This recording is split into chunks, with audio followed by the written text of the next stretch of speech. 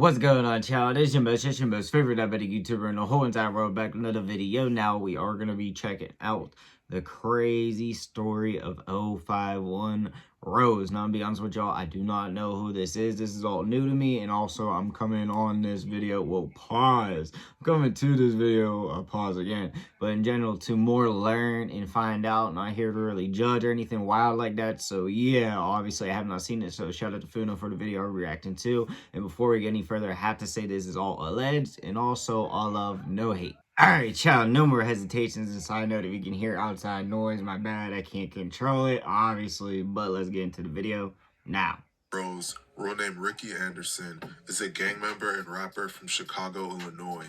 He was born in 1989 in the south side of Chicago. He grew up in a crime-ridden area, and he would soon succumb to the same circumstances of those around him. From when he got arrested for the first time at 10 years old, he's been constantly in and out of jail for crimes such as robbery, drug possession, and assault. He would soon turn to guns, and his criminal activity would turn to a whole other level. He became a member of a gang called 051 Young Money. 051 Young Money is a renegade set in Chicago, primarily consisting of Mickey Cobras, but also has some Black Pea Stones as well. 051's territory ranges from 48th and Drexel to 51st and St. Lawrence, with their main block being located on 51st and Cottage Grove. They are one of the main sets in Chicago that rep the slogan BDK, standing for Black Disciple Killer. 051 Young Money is known for heavily beefing with Black Disciple sets such as THF 46, THF 44, 600, O Block, and other sets like Motown, Murder Town, and Welch World. Another one of their main enemies is a gangster disciple set called Taekwon World, or TW for short. 051 is allied with other sets such as 757, Geo Drive, East End, MOB, and Princeton Mob. Rose was wild. There's videos of him pushing a cop and attempting to flee the scene when the cop was trying to arrest him. I ain't gonna run. Over there, 2310, but who is over there? Walk back over here.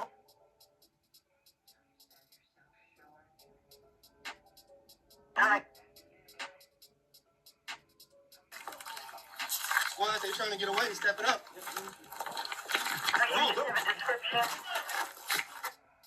I'm gonna be real, for the most part, the cop actually is calm for once. Like, I don't know there's a reason or anything, but like, yeah. Oh. Shit wrong.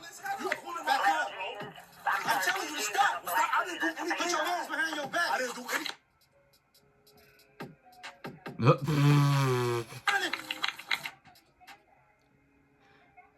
Run, Forrest. Black hair, red dread. Right there, right there.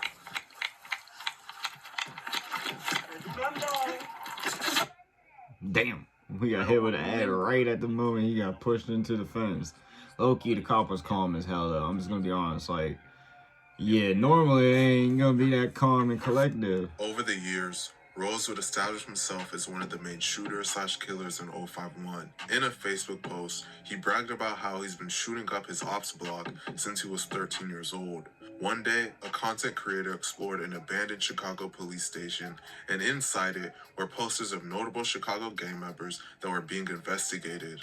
Rose was one of the members with the poster, and in the poster, he was described as a known shooter for 051 that should be considered armed and dangerous. In another incident, when he survived an attempt on his life, police described Rose as a hitman for Young Money. His lifestyle of a killer would rise to a new level following the death of two of his close friends. R.I.P.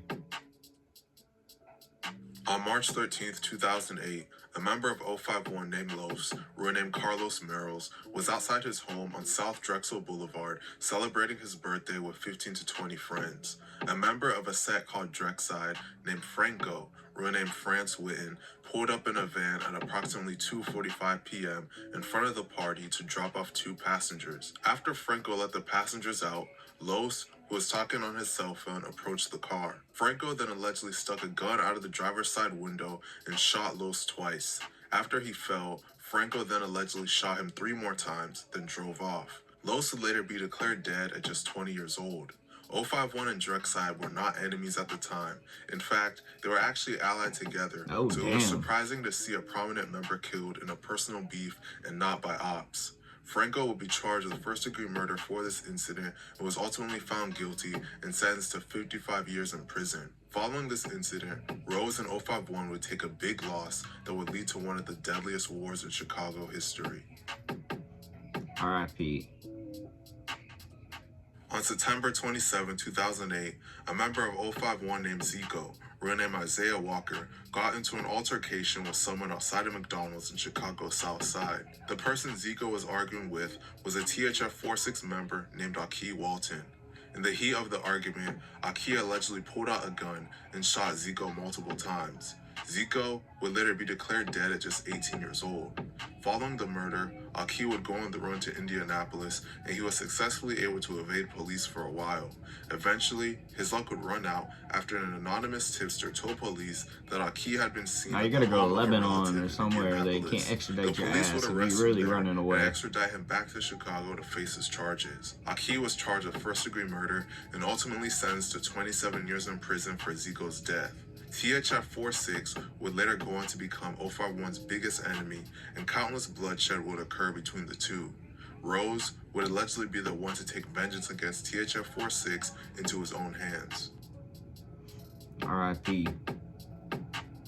On April 8, 2011, a group of people were standing outside on a sidewalk in the 800 block of East 46th Street when a car pulled up and someone hopped out of the car and started shooting at them. 3 people in total were shot when the gunman hopped back into the vehicle and fled the scene. One of the people shot was a member of THF-46 named Quint, renamed Quentin Turner, and he was shot in the back of the head and taken to Mercy Hospital, where he was pronounced dead at just 18 years old. The 2 other men that were shot were THF members Bezu and Rome. They sustained serious injuries, but ultimately were able to survive. It is widely rumored that members of 051, particularly Rose, were allegedly responsible for this incident. In fact, members of 051 would claim responsibility on social media. Following this incident, Rose would continue to be in and out of jail/prison, but he would eventually kill again. Allegedly, and R.I.P. Serious questions tonight for the Cook County State's Attorney. How did prosecutors miss a deadline to bring a defendant to trial? Murder charges had to be dropped, and the 23-year-old man was released from county jail, only to be shot to death moments later. Here's CBS 2's Jim Williams. As Kamari Belmont sat in Cook County Jail charged with murder, the clock started running. We want accused people, we want victims, witnesses, everybody. We want them to have a speedy trial. Prosecutors had 120 days to bring Belmont to trial under the state speedy trial statute. They didn't get it done and had to drop the murder charges. Michael Johnson was Belmont's attorney. In all my years, and I've handled hundreds of murder cases, the first time this has ever happened to me.